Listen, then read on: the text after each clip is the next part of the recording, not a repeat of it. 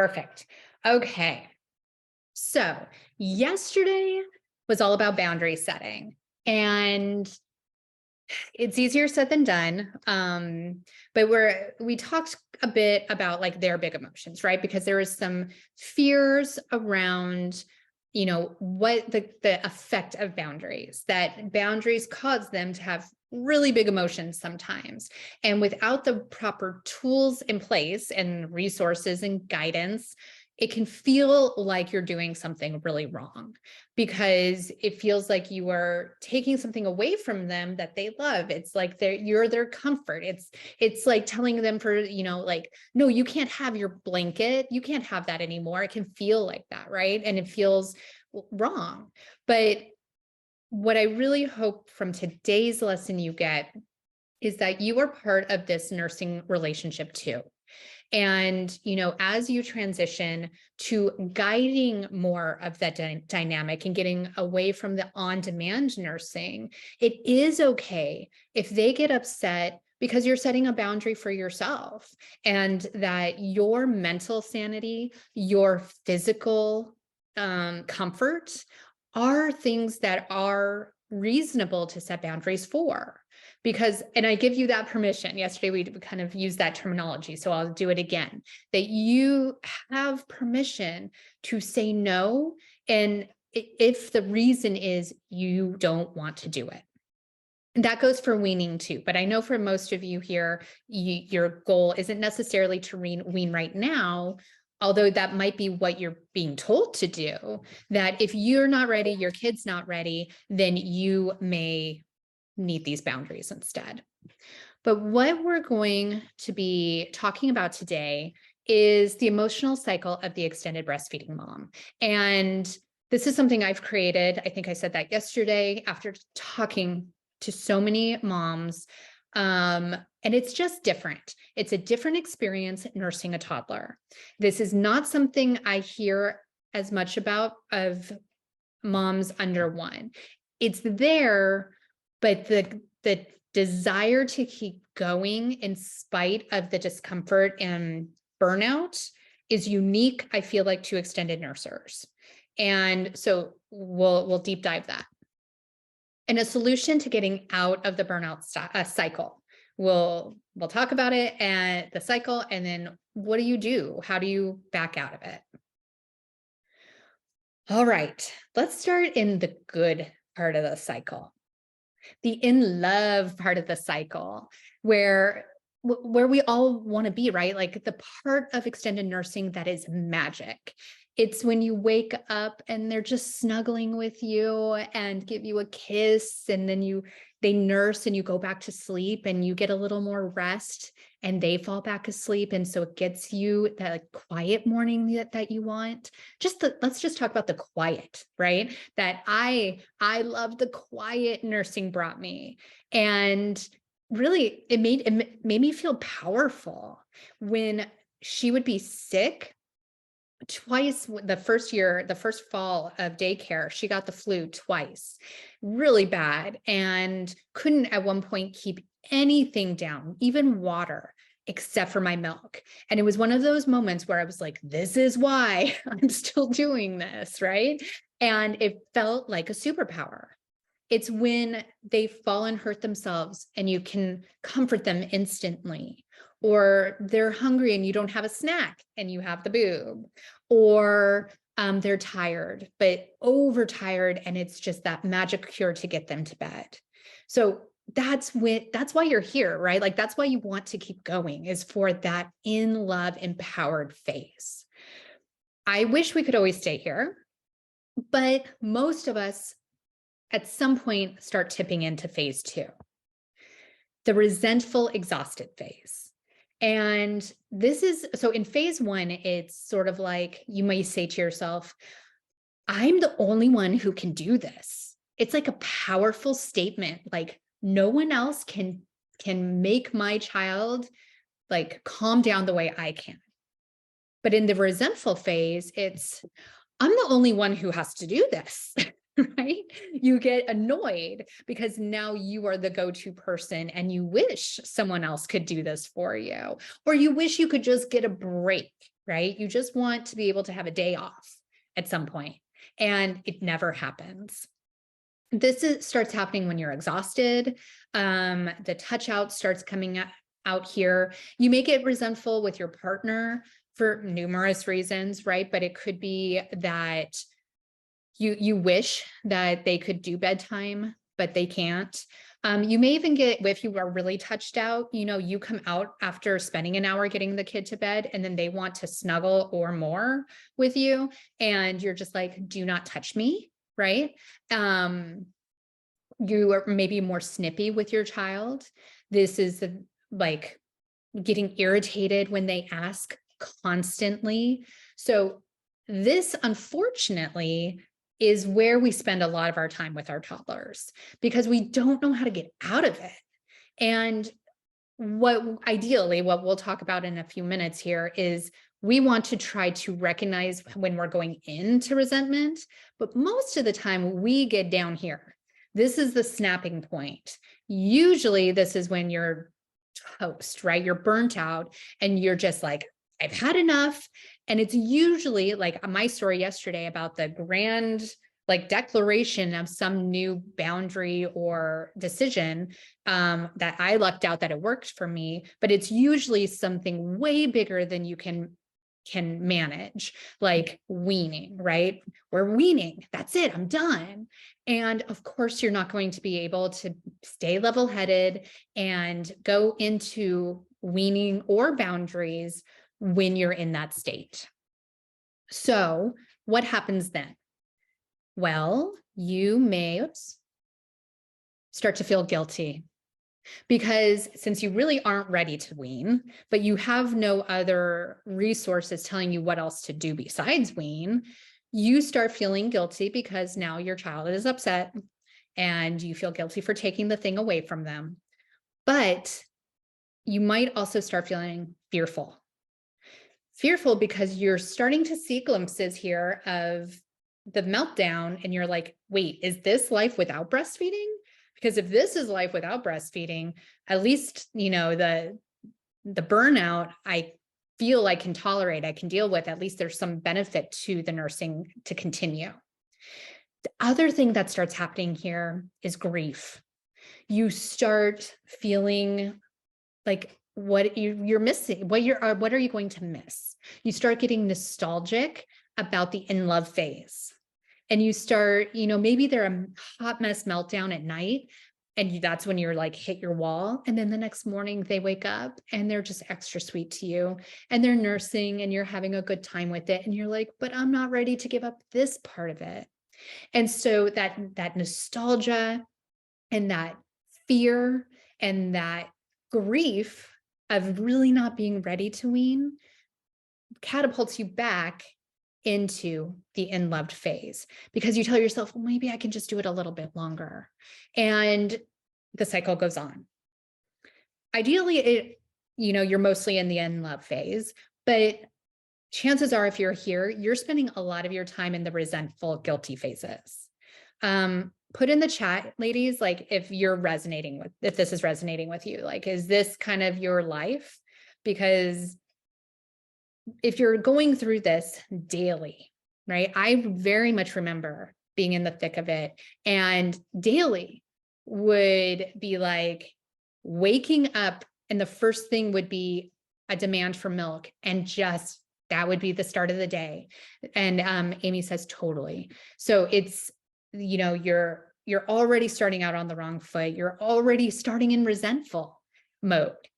Like if that's how you're starting your day, that sucks. That's not fun, right? And this thing that's supposed to be so beautiful, this relationship that you're continuing on doing for this magical journey, is just, a crap pile. And that's not a good thing that you want to remember. You don't want to look back on nursing and only remember resentment and guilt.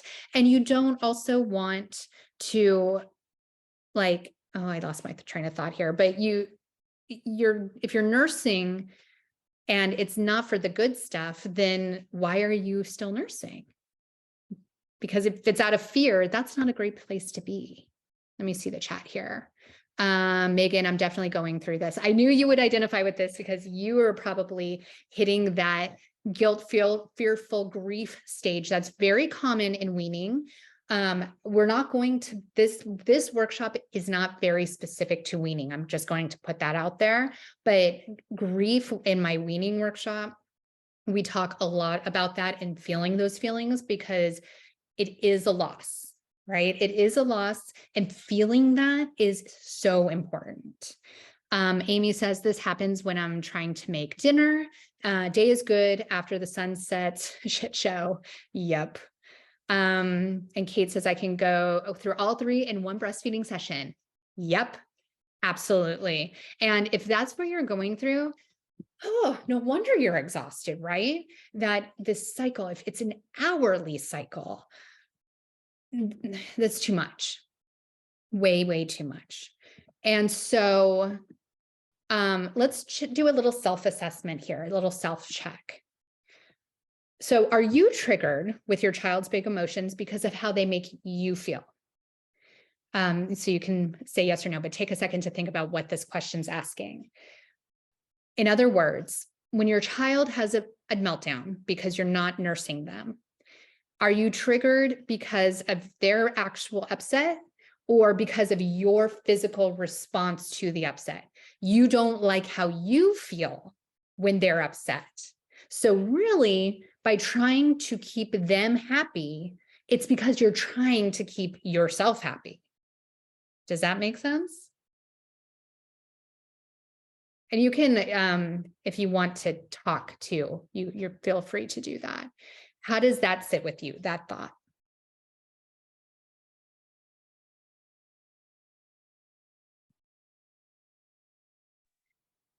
I definitely feel triggered by the whining, like the incessant whining at my leg as I'm like doing the dishes or trying to cook dinner. It's like it's not that he's whining, it's the sound of the whining in my brain. So that's Yes. me.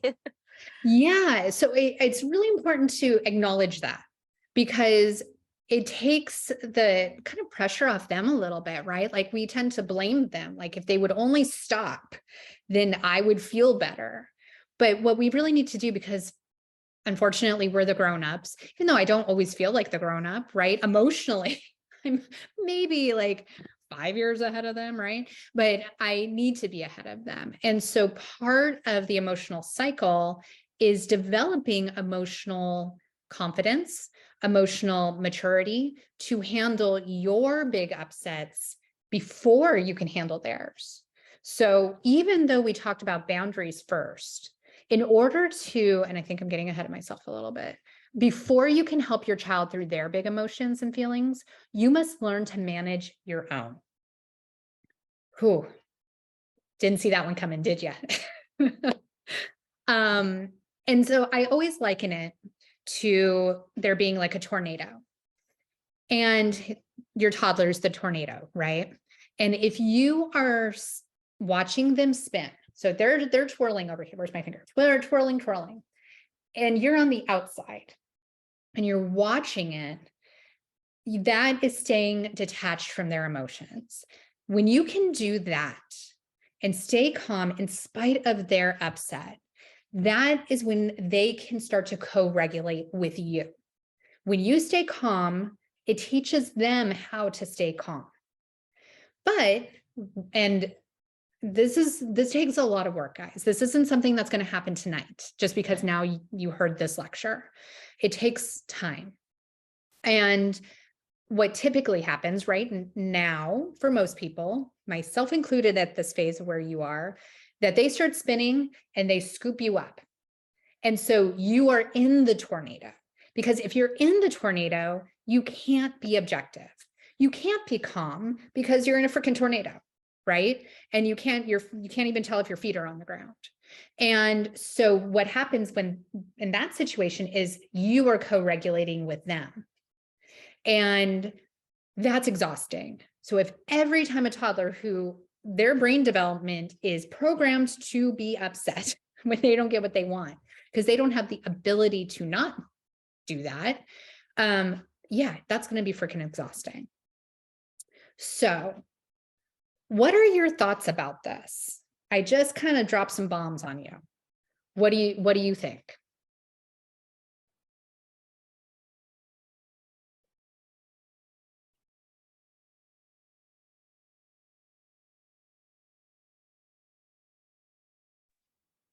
I think it's something as a toddler parent that I work on every day of my life, all day and all night. It is especially hard if you're with them all day and all night, right? If you don't get the breaks, that is exhausting. And it is, well, all of you, I think, well, maybe not all of you, you have at least post-COVID babies, right? Megan, you gave birth. Well, ours are just about when is your Megan, when is your son's birthday? His birthday is December 4th, 2019. So he was born like right before the pandemic hit, I guess. Yeah. So Luca, my son, was born in June 2019. So yeah, we had the cusp, right? Like thank goodness, those of you who had to give birth in the thick of the pandemic, I can't even imagine. I was so grateful to not deal with that. But life post-COVID is very different as a parent because we have the opportunity, better or worse, to be with our kids more. And if we don't have the tools and resources to know how to navigate that, it can be really challenging. I have also seen, there is an uptick in extended nursers because of that, which is great. It's great that more women and moms and parents have had the opportunity to be with their child to make breastfeeding easier. But it isn't great because you haven't been provided the resources you need to make it sustainable without burnout. So I want to share another story. Yesterday, I shared, if you haven't watched it yet, please go watch, but I started the lecture with my daughter turning 3 and my son being born 3 days later, as I just mentioned, in June 2019.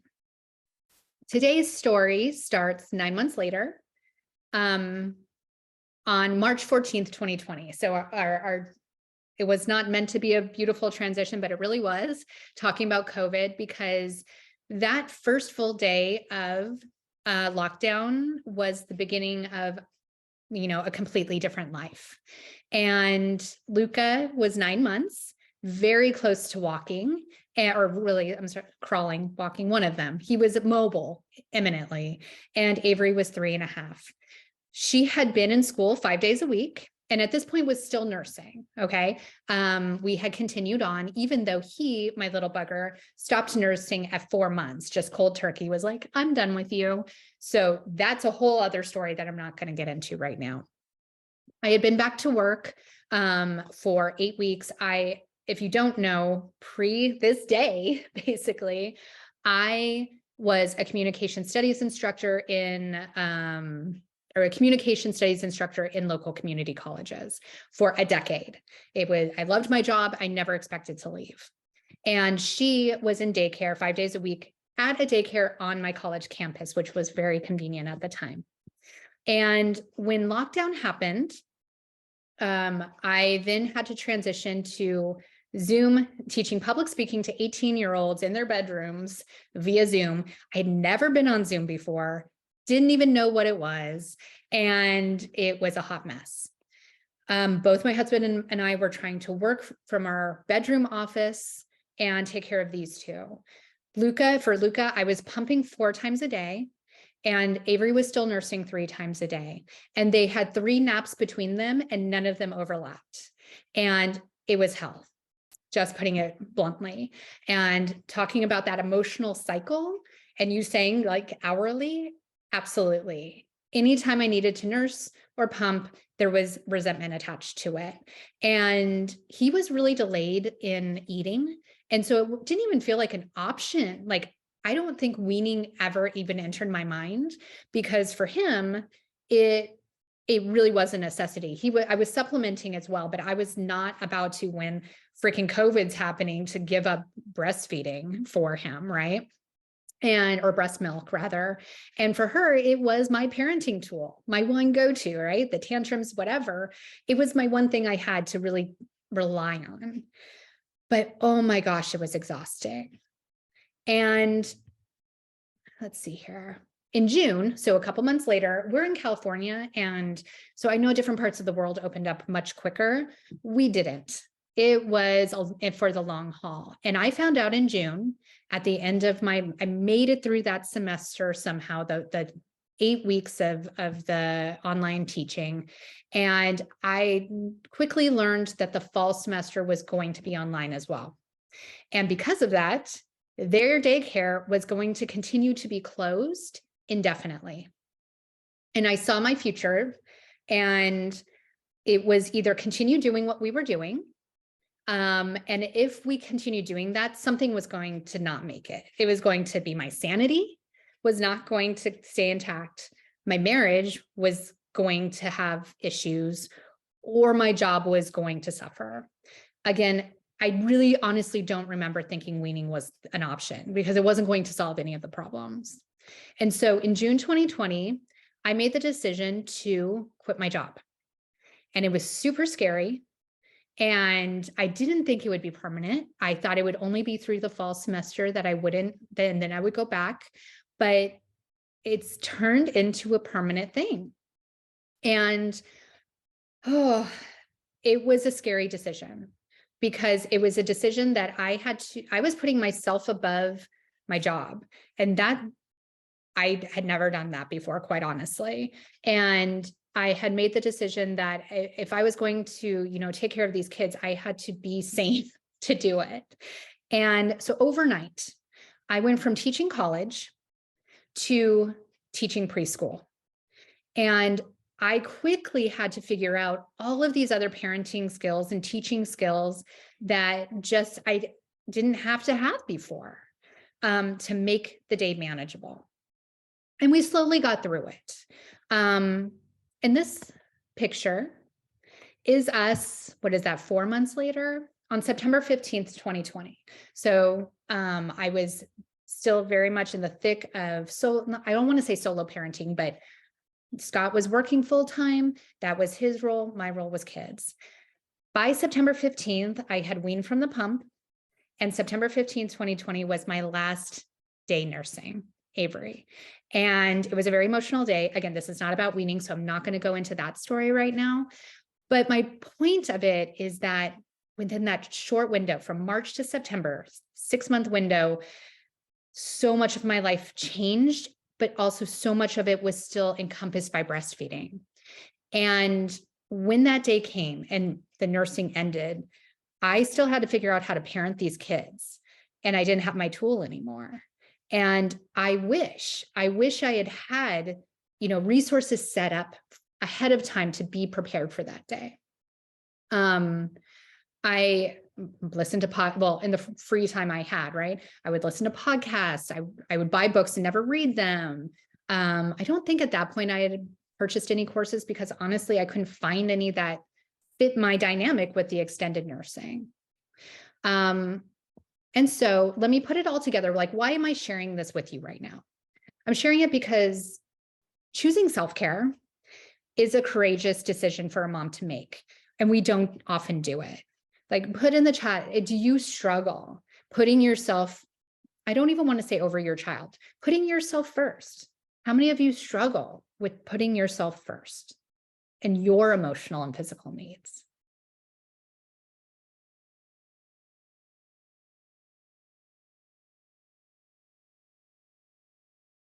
Anyone?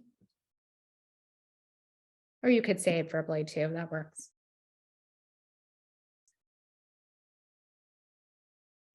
Megan struggles with self-care daily.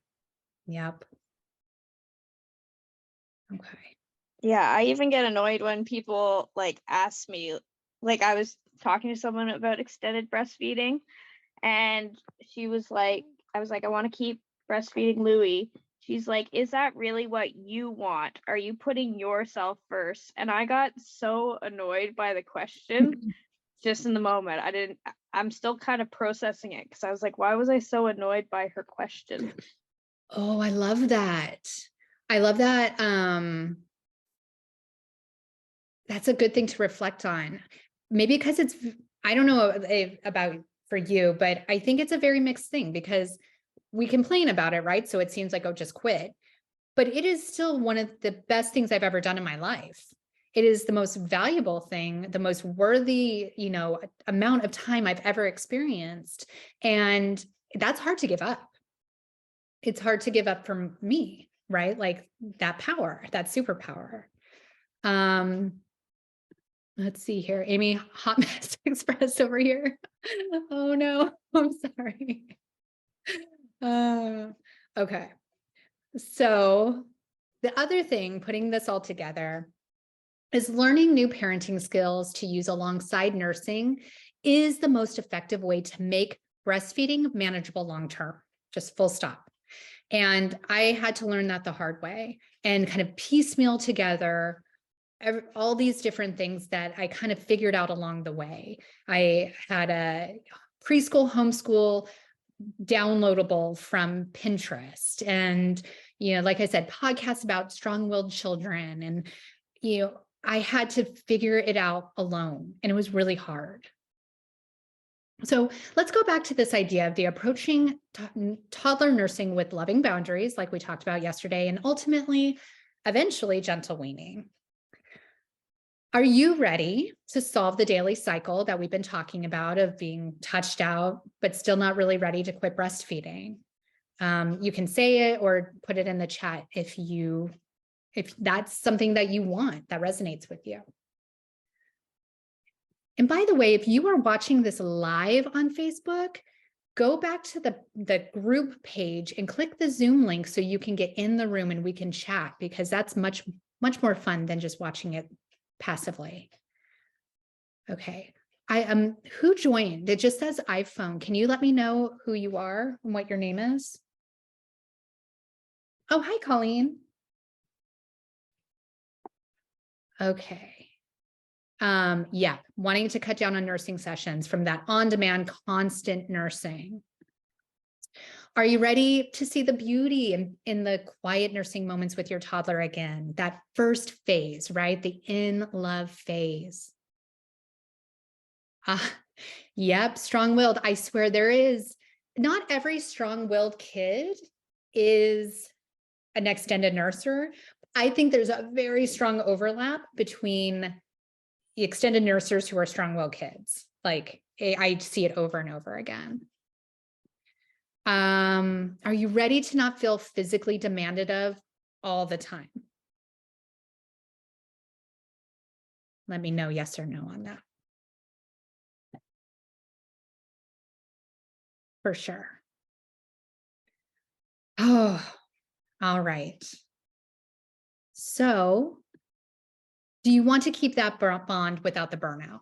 That's the ultimate thing, right? That's the title of this program, of this workshop, is keeping that bond, but not having the burnout that right now feels like it has to go with it. Let me know. Yeah, Colleen says yes. Kate says totally. So if you resonated with these ideas, I think you're going to love a program I have to do after this workshop. It's called the Extended Breastfeeding Academy. And if you have been hearing things today and yesterday, and you have tools and resources now, and you're like, I got this, I can go do it. Awesome. That is my goal. But if you have been watching these videos or being in this workshop live, and you're still wondering, how do I do this? How do I do this, like actually, right? Like, how do I follow through? Or maybe like Michelle just joined. Michelle said yesterday in the Facebook group, like she's what did you say, Michelle? It was like afraid that they wouldn't be happy, right? Like fearful of the meltdown. Then I want to share with you a bit more about this academy if you're interested and want to learn more. Yeah. Okay. So this program is different, and it's different because of a couple different reasons here. I don't know about you, but I have found no real formal support for those of us nursing beyond a year. And if you have, let me know.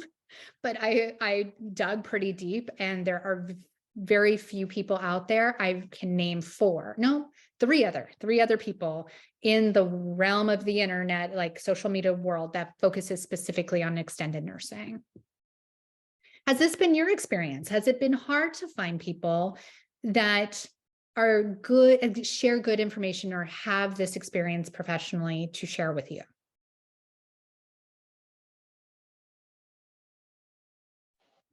I have found it very difficult to find anyone who is supportive of breastfeeding beyond 1 year. I myself am a local breastfeeding peer counselor, and we are only contracted to support moms for the first year, which Yep. I would like to, I don't know, like speak to legislator and let them know, like, we need to at least extend that period to serve moms to 2 years old. Yep.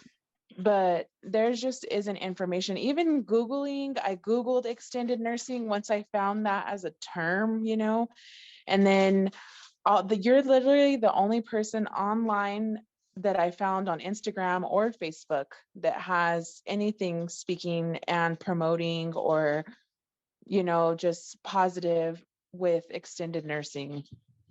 Well, and I'm so glad you found me. And Me too. this is it's so frustrating, but it's unfortunately the way it is. We moved less than a year ago, and we were just kind of knocking on our neighbors' doors, and 2 doors down is a lactation counselor or consultant, actually, at the local hospital in person. She says in person in the hospital, they don't take after 6 weeks. 6 weeks. Like, how are you supposed to come in with a 2-year-old and be able to, ask questions? And I can tell you as well, on the educational side, we're not taught this stuff.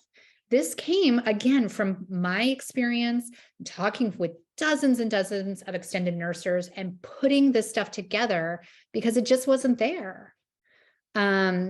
Michelle says, one of my biggest struggles is family members, aka mom, always mom, saying, I think once you wean, you'll feel more freedom. Now, that might be true. You might feel freedom, but that doesn't mean you're going to have the tools in hand to replace nursing. It means you can leave the house. You could go on an overnight trip if you wanted and not have to have that invisible string attached, but that doesn't magically make life better. Yeah, my mom, because Avery weaned at nearly 4.5 years, and COVID definitely pushed that, I think, longer, because why wouldn't have? But my mom said, I'm sorry, that's just wrong. I'm like, well, it's not your decision. If you want to come over here and help during this pandemic, you can do that. Let's see here. Lactation help, as we've just been talking about, it focuses on the first 12 months. Even though now, the CDC and it has aligned with the World Health Organization saying up to 2 years, like, there isn't support for that, right? It's a great proclamation, but where's the support? Colleen, my mom tells my daughter, who's 18 months, you're too old now. All done. You're a big girl. Oh, that kills me. No. Oh, I'm so sorry. That's really hard. It's so hard when other people insert themselves into something that is absolutely none of their business. But it is also so hard to have some empathy for the other side, that I think our parents, our moms, and our grandmas often feel threatened by our decision to continue nursing, because it feels like it's counter to whatever their decision was. And it really isn't a judgment, right, on them, but that's oftentimes where that judgment comes from. My daughter laughs at her and keeps nursing. Perfect. Yep, strong-willed, absolutely. Oh, it'll serve her well as she gets older. Let's see. My mom only nursed me until 6 months. Amy says, went to my doctor to check hormones and talk about not having my cycle back, and only advice was to stop nursing. Yep. And you can, I'm living proof, right? And who else is here? Kate, are you still here? You can have children while still nursing. There are definitely ways to do that.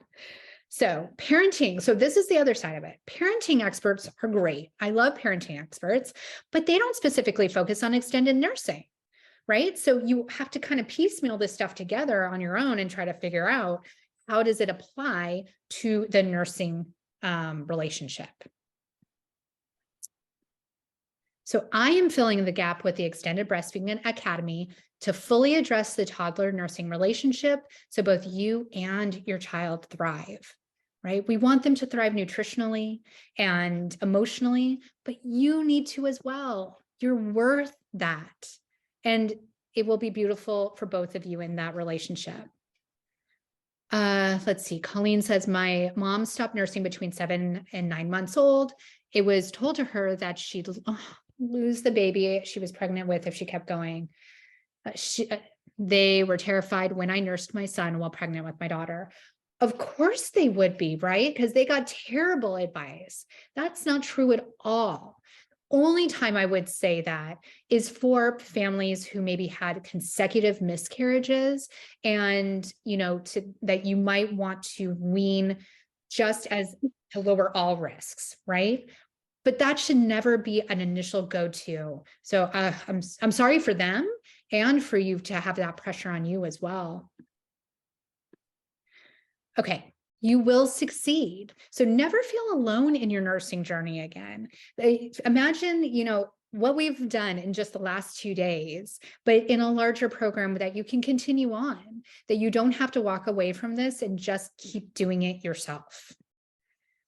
When the Nursing Mamas team is in your back pocket, we'll make sure you succeed, that whatever your goals are, because each of you probably has different goals because you are at different stages in your extended nursing journey, you will reach them. And I really want to emphasize that this isn't just another online course. Online courses are great, but again, they're standalone. They're do it yourself. And this program is built to not be that. I went back and forth with that idea. And I really wanted the community. Again, talking to so many nursing moms, the things that were lacking, the community was such a big part of it. And I wanted that to be part of this academy.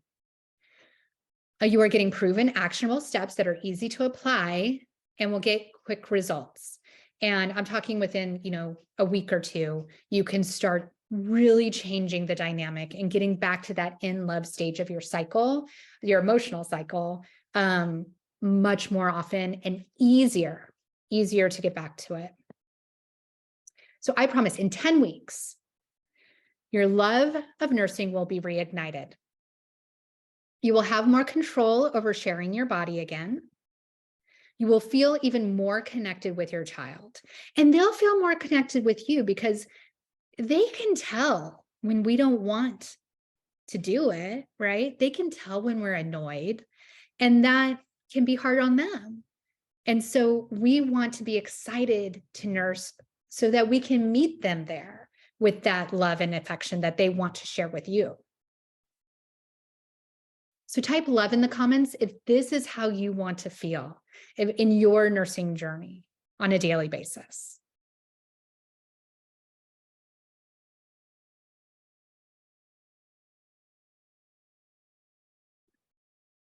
Michelle says love. Okay. All right, so let's get into the meat of it then. What does this include? I keep talking about the academy. It includes 10 weeks of content. We'll start there. I have recorded in prior academy sessions 10 lessons. And so you will get on a weekly basis 1 recording. Again, not like a normal standalone online course where you can binge all the information and then actually never take action and get overwhelmed and not do any of it. Once a week, you will get a new lesson. And we will deep dive setting boundaries, right? There's only so much I can do in an hour lesson with you online. And so we will go even further into navigating these boundary setting strategies, it's the foundation of the entire program. There we go. Conflict management. A lot of what we've just been talking about with family members, especially how to deal with people who don't support your decision to continue nursing. This is a sweet spot for me because, as I mentioned, I was a communication instructor before, and I taught interpersonal communication, family communication, and conflict management. And so whether it is your mother or a stranger on the street or your partner, why, hello there. I'm hearing a voice, but I can't see. Let's see. Okay. Hi, Daddy. I'm not sure who it is. Do you mind muting? Maybe I can mute everyone. I don't know how to do that. We'll figure it out. It's okay. She can chit chat. Next, sleep, the big one, right? I don't talk about sleep as a specific topic in this workshop because it's just too dense. It's too much, and there are too many variables and factors. But what I did, because I myself am not a sleep expert, I found a sleep expert who is also a lactation expert, who is also an extended nursing mom. It was very important to me that any guest experts I had in this program had extended nursing experience. And so this recording has her, and she is guiding us through very specific techniques in handling not just sleeping generally, but the extended nursing toddler, and how to back out of both nursing to sleep and nursing through the night. Here we go. Toddler parenting. Like I said, this is the thing. This is the thing that really is so valuable and important to set up before weaning. So you have these tools in place for you and them and your child, meaning, and so that you can both be prepared to navigate growing, right, together without the boob. We will talk about very specific ways to connect through playtime, but a strategy I call special yes time. We will talk about big toddler emotions, and this is where another guest expert comes in. But Danielle, she's the strong-willed child person that I was talking about. I have worked with her personally with my children. She has nursed one of her children over a year, and she came in and talked to us all about toddler development, what is appropriate for them at different stages, what to expect from them at certain stages, and specifically what makes a strong-willed child unique to parent. Yes, her podcast, Megan, Feeling Motherhood, is fantastic. I absolutely love it. I have an episode on it, but I also just listen all the time. She's amazing. What is next? Strengthening other relationships. So this is where, if you have a partner in the home, if dad is in the home, then this is what we'll be talking about with them, is strategies. Because if you're the go-to, if it's like literally Luca, who is not my nurser, he will say to Scott, I don't want you. I love mama more. And he, thankfully, it rolls off his back, but that can be hard to hear day in and day out, right?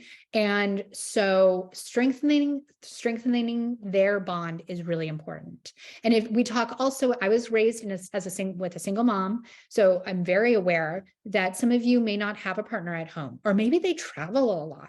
And so we'll also address that, is if a partner isn't there, bringing in other forms of support from other people, family members, is really, really important. And as a parenting tool, holding limits as a separate module from boundary setting.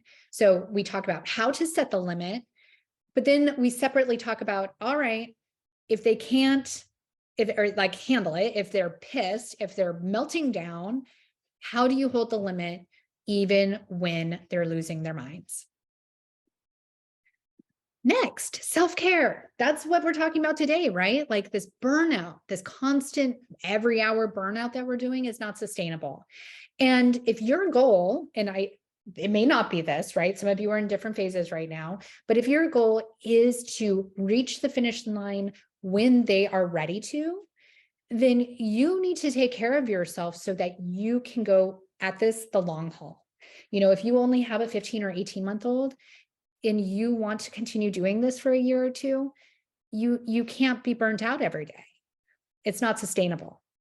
So we'll talk very specific strategies for the extended nursing mom to make it more manageable. Food transitions. We talked about this a little bit yesterday as a pain point. If your child is getting too much milk, meaning they're on-demand nursing all the time and then not hungry, then it's going to be hard for them to want food, right? Again, third expert that I have in this academy for you. So excited that I found her. She is a toddler food specialist and also a lactation specialist and a tandem nursing mom of a 1 and 3-year-old. Like, oh my God, she was such a fantastic find. Which one are you? Oh, you're dealing with the food right now. So yeah, she breaks down, because how many of you get very annoyed about, like, this is such a trigger for me, when they call it baby-led weaning, but then do not talk about weaning. Right? Or even more annoying is when they call it baby-led weaning and you're like, but I haven't weaned yet, right? There's never a conversation about breastfeeding in the food courses. And if it is, it's very small and minute. And so she deep dives how to transition, how to lower that expectation of them and yourself. And that is actually okay if they are continuing to nurse into the first or the, year after year 1, right? After they're a year. Let's next. Okay. So the next section is ready to wean. So I went back and forth on this because in my mind, I put you kind of into different categories, because if you are truly ready to wean, and Amy, if you're still here, I think the reason you're here, right, is because you thought you were ready to wean, and then you went through my weaning program and realized maybe you're not ready to wean. And but what I realized is eventually you all will, right? You will all wean eventually. And so I am actually giving you full access to my recorded Gentle Toddler Weaning seminar. And so it's there for you. It's 2.5 hours. When you are ready, it will be there, because all of these recordings, even though they come up every week for 10 weeks, you have lifetime access to them. And then there's additional support. On top of the recordings, you're going to get 6-month live weekly Q&A sessions. And this started out just being 10 weeks, but honestly, it's kind of selfish, but I miss people and want to keep connected. And so it's not a requirement to come. This is not meant to be another burden on your life to have to do every week, but it's there for you. It's there for you to come check in. If you have questions, if you want to talk about wins, or when you are starting to think about weaning, if it is in that 6 months, you can stop by. You have access to 10 weeks of Voxer. Voxer is an app that's like a walkie-talkie app. And so it's our one-on-one. So in between the weekly sessions, if you have questions, if you have wins you want to share, you can chat with me. And I answer Voxer messages before anything else, even email or DMs on Instagram. You'll have a private group for the Academy members. And this just isn't another like Facebook group. It's an actual community course where the Q&As live as well. And they'll be recorded for you if you wanted to watch at different times, but it's to keep connected. So if you're really liking this chatting with people and feeling less alone, that's the part of the Academy that's there for you. I already mentioned our guest experts. So you don't have direct access to the experts on a weekly basis, but if you really resonated or had questions after watching their seminar, then you could certainly reach out to them and tell them that you found them here. And you get personalized guidance. That's the other beautiful thing that's not in a general online course. All right, so imagine not waking up to your shirt being pulled down. Fewer tantrums when you attempt to tell them no, and not giving into the tantrum, and nursing because you don't know what else to do. Imagine not being frustrated by others' negative comments, and enjoy breastfeeding again. What is the cost of doing it alone? Maybe your physical comfort. Feeling guilty if you stop feeling let me rephrase that. Feeling guilty if you stop nursing and feeling resentful if you keep going, right? That's what we talked about today. Continued closeted nursing. Maybe you're in the club where I was eventually, where you just stop talking about it, right? Maybe you don't tell people you're nursing anymore and you just do it at home, but that leaves you in a really frustrating position if you're struggling. Because now not only do you not have support, but there's just no one to reach out to, right? Because they don't even know you're struggling. It costs you the joy of your parent-child relationship if you're constantly frustrated with your child and their demands. Ultimately, doing this alone is compromising the very bond you seek to keep with extended nursing. And lovely picture of me, but I wanted to show you and highlight this pull from my stories, because I asked, do you buy online courses and not finish them? And 89% of people said yes. And this, again, is just reemphasizing that doing an online course is still doing it alone. And that's why the Academy is different than that. I want to share Nada's story. She came to this workshop actually, and then by the end of it, we kind of dug in and she was in tears. She came in ready to wean.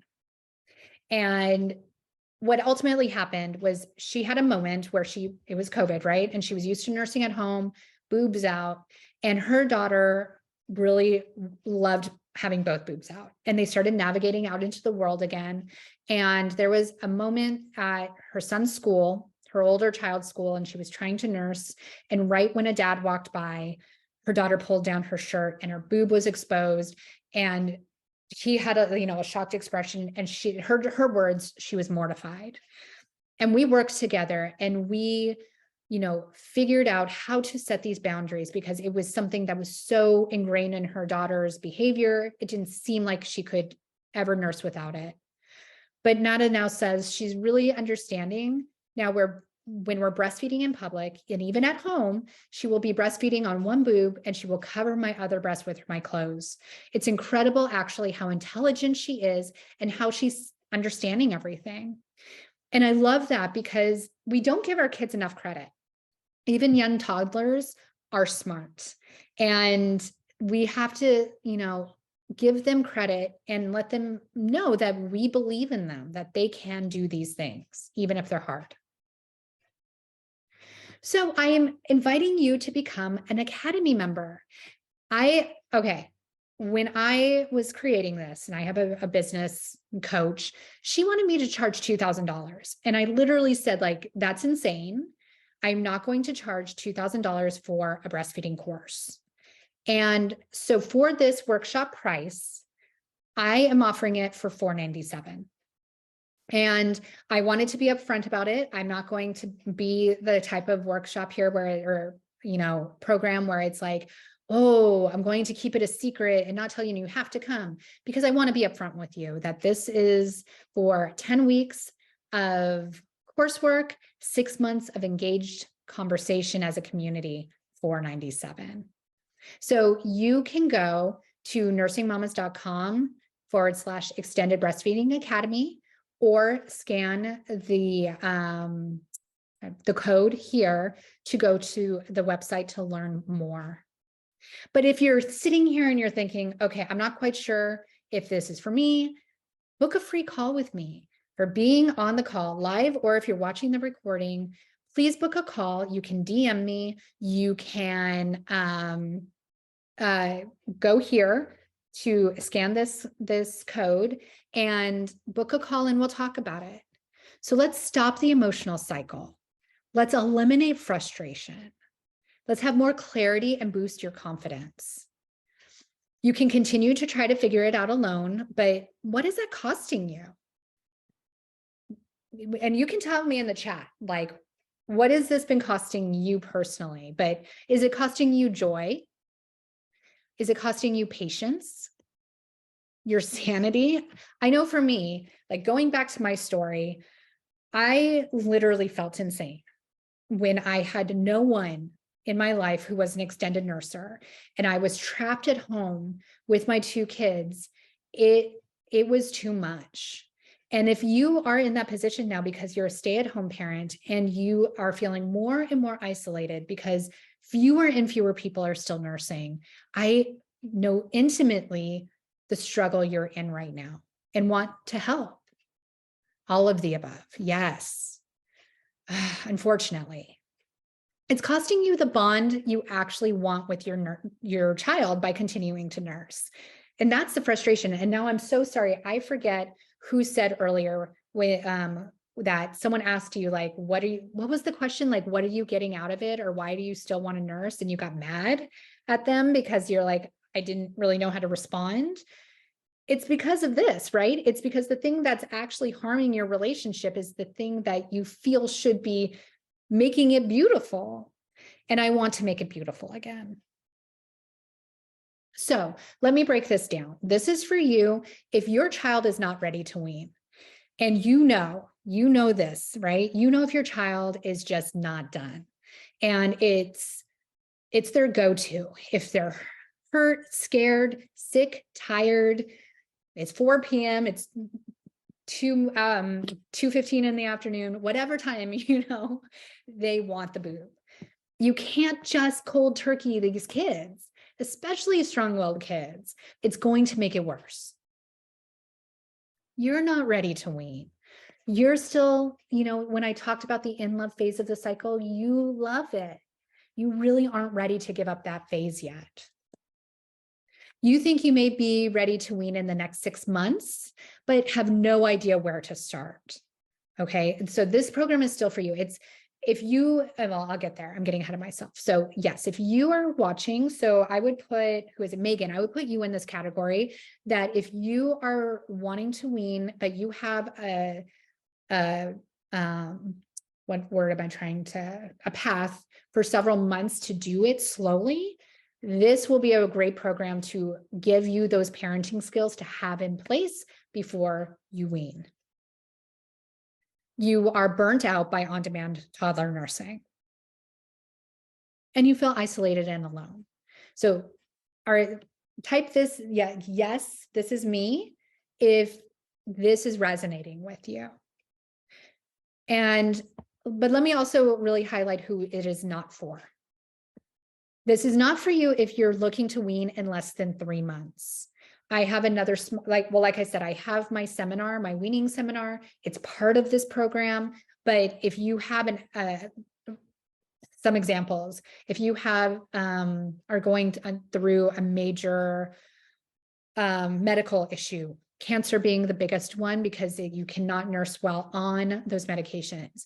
If you have a trip coming up and you really want to be done because you don't want to be pumping while you're away, those are all valid reasons to wean sooner than later, but this may not be the right program for you because it is not going to be within that time frame that you really can work on weaning.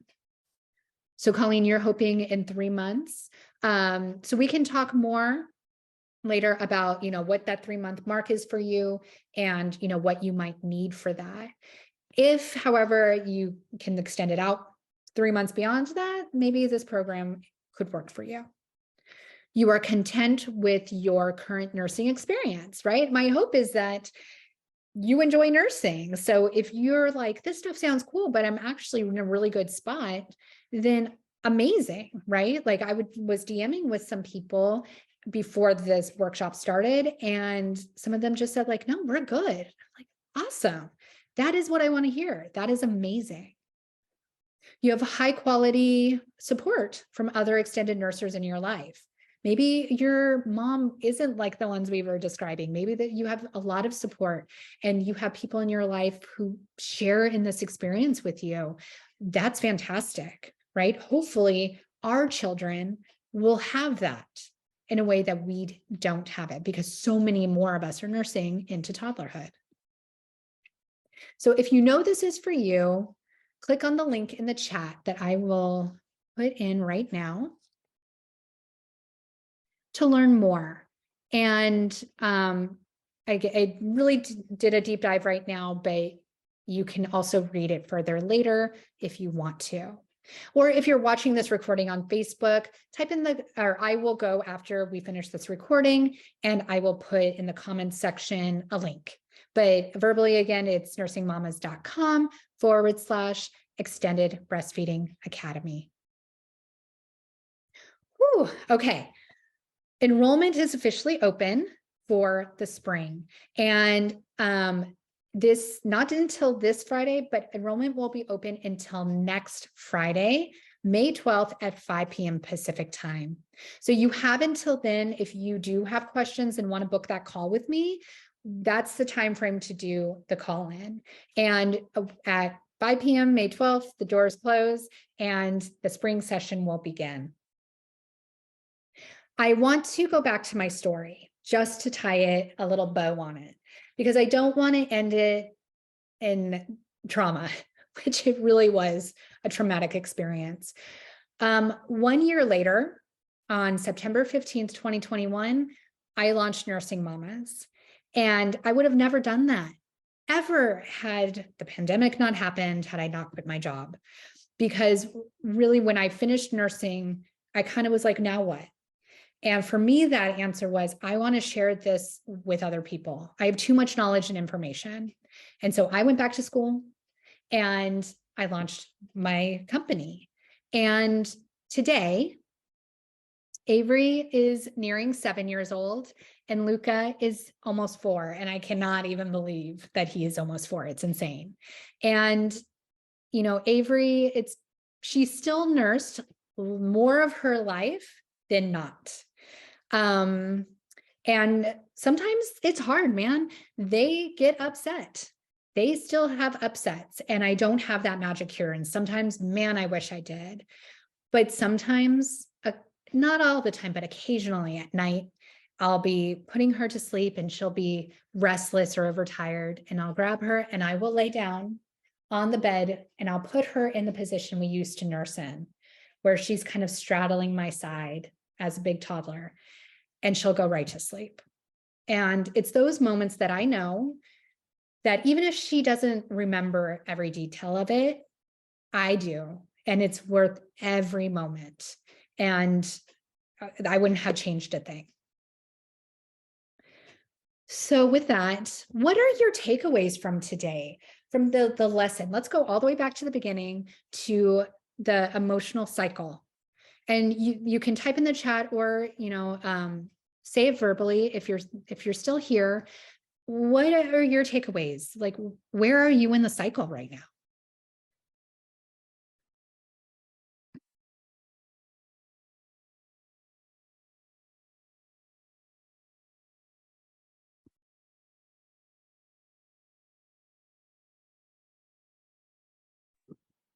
I think I just feel validated in my experience and that it is unique, but it's not unique to me. There's other moms that sit here and wonder the same things I do. And yeah, just, I mean, like I said yesterday also, it's just great for yourself because you're not a bad mom for wanting these things or having these feelings either.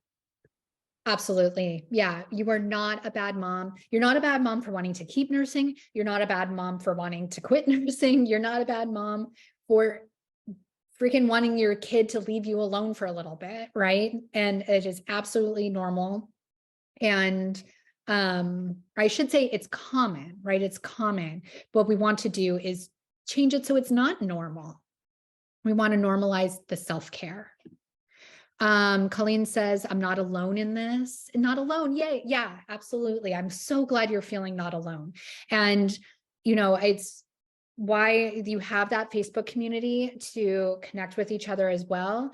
The community of the Academy is a little bit deeper, right? It's a more chat-based community, but I'm so glad. I'm so glad that you feel seen, because I know for me, I felt very isolated and alone.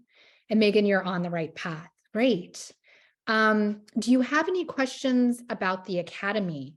I know I kind of zoomed through a lot of it, but do you have any specific questions about any of the modules or components of the Academy?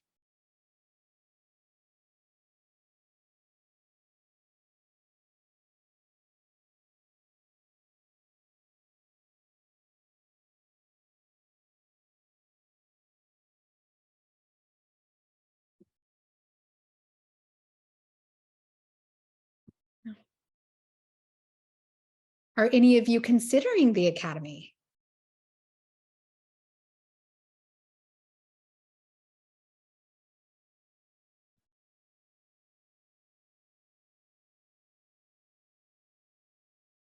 No.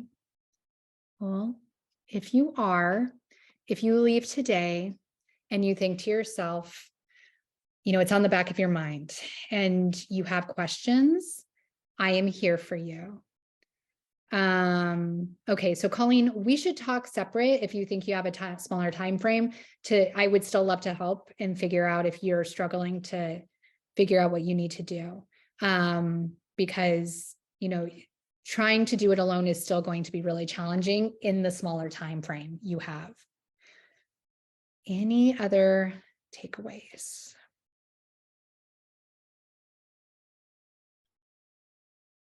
All right. So your homework for today, share in the Facebook group which phase of the emotional cycle you are currently in. All right. So are you in the in love phase? Are you in the resentment phase? Or are you in the guilty, fearful, grief phase? So share that in the comment section. Like yesterday, I'll put the homework, a new post for the homework. And tomorrow, our last lesson, lesson 3, is what not to say to a breastfeeding toddler and what to say instead. This again allows me to bring in my communication stuff a little bit more, because a lot of times it's semantics. It's tweaking how we say things to our kids that can clarify things for them and make our days go a little bit smoother. Is it possible to go through phases throughout the day? Absolutely. And if you are, it definitely means you're in burnout, because that's a lot of emotional upset to continuously go through that cycle all on a daily basis. Holy cow, right? Like, I went to therapy during COVID because of that. I put my kid into therapy because of COVID. And because that's unsustainable. I didn't know how to handle it. And so yeah, if you are going through that on a daily basis, first of all, I'm sorry. I'm sorry you're there and you've been there by yourself. And hopefully with some of these aha moments, you can help start to recognize. I'll leave you with this tip. How do I get back to you? I want to X out of this. Stop share. Okay. I'll bring myself back here just to finish. Is when you are starting to feel like you're entering the resentment phase, that's the first step. I want you to start to recognize, not when you're in it, right? We're so used to being to coping or handling, and I don't want you to deal with it.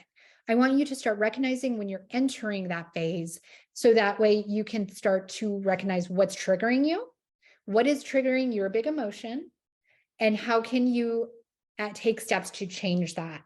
Because you can't change their behavior. That's like parenting. I'm constantly on a daily basis being reminded that I cannot actually control my kids as much as I think I can. So instead of trying to change their behavior, what can I do to make myself that detached viewer of the storm. And for example, I mentioned this yesterday, for me, it's earplugs. I'm so triggered with sounds and noise and loud noises. So as long as I can keep my body calm, I'm more likely to get back into that in love phase faster. So I hope that was helpful. And thank you so much for sticking around. And anyone, let me know, are you in the chat or verbally, are you planning to come back for tomorrow's session and learn about what not to say to your toddler?